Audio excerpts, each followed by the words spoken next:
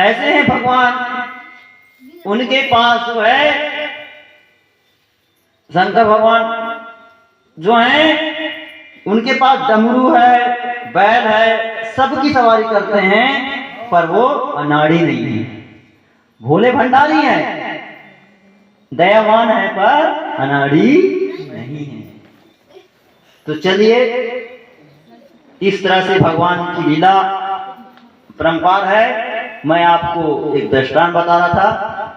एक राजा था, वह बहुत चतुर गुणवान शीलवान था, उसके राज में सभी प्रजा सुखी थे और सब लोग खुश थे, पशु पक्षी जीव जंतु सब लोग खुशी थे, सब लोग अपने वैर भाव को भूलकर रहते थे।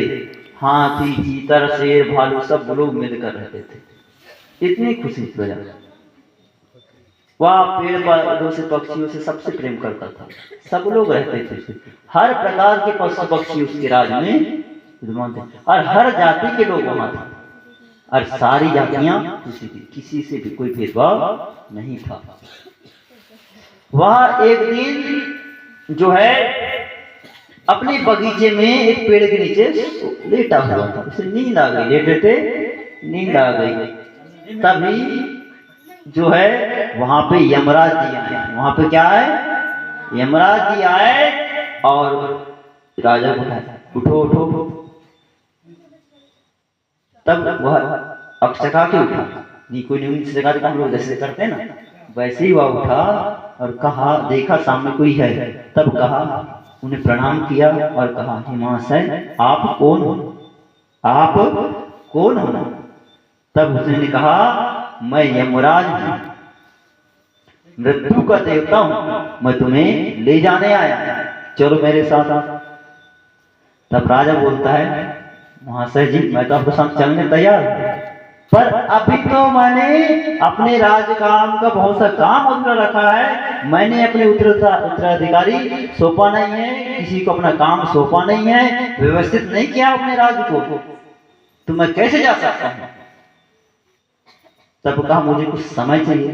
तब यमराज ने उन्हें 3 दिन का समय दिया, उन्हें 3 दिन का समय दिया।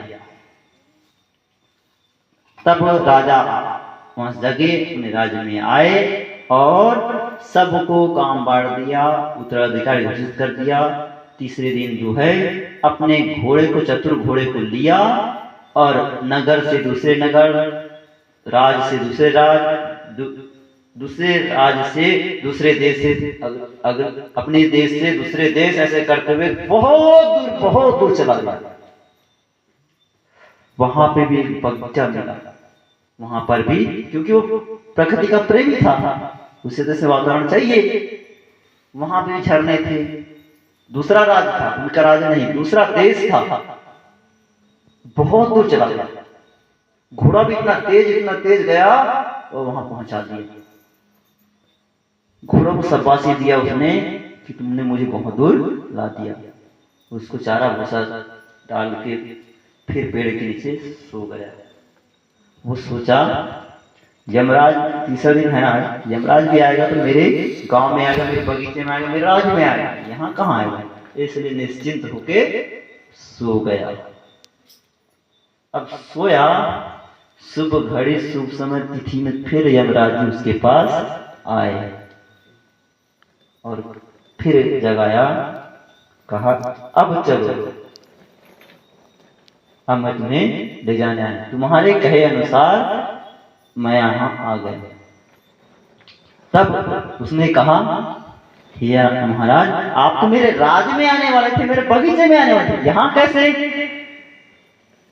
तब कहा, तुम्हारी मृत्यु वहां नहीं थी, तुम्हारी मृत्यु यहाँ थी।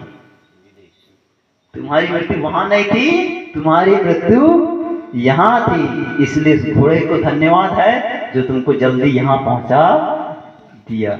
इसलिए भैया आप कहते ना कि उसकी मृत्यु वहां हुई, नहीं, वैसा उसका लिखा था। तो लोग, आप कई लोग को आप रोकते हो कि वहां मत जाओ, पर जबरदस्ती जाता है, उसको कुछ दिन बाद समझते हो उसका हाथ पैर टूट गया, ऐसा हो गया, वैसा हो गया, ऐसा कर, है ना? तो और कई लोग तो ऐसे भी सुनते हो कि इतना बड़ा बाढ़ से मंजिल से ढल गया पर कुछ दिन के बाद जब पूरे मलबे को निकाला जाता है तो वहां पर व्यक्ति जिंदा मिलता है। सुने हो ना, सुने हो कि नहीं? वहां पे 3 दिन 4 दिन भी बीत जाता है तो वहां पे व्यक्ति जिंदा मिलता है। उसके भाग में वही लिखा था, दबना लिखा था पर मृत्यु नहीं लिखी थी, इसलिए जिंदा है। कई लोग मर जाते हैं, जिसके साथ जैसा लिखा है, जहां लिखा है, जिस समय लिखा है वह निश्चित है, विधि के विधान को टाला नहीं जा सकता। आज मेरे साथ ये लिखा था कि मैं आपके बीच इस कथा को कहूं, आप मुझे द्वारा कहे, आप तो कथा सुना, दीदी आई थी ना, ये निश्चित था। पर विधि का विधान कुछ और था, भगवान ने कुछ रच दिया और आज मैं आपके बीच अपनी वाणी से, भगवान की कृपा, किसकी कृपा है? उसके बिना एक पत्ता भी नहीं डूलता। तो भैया जिसका जैसा लिखा है वह होता ही है, इसलिए मन में शंका मत करो, जो होना है वह होगा। बोलो सियावर रामचंद्र की जय। तो ये है,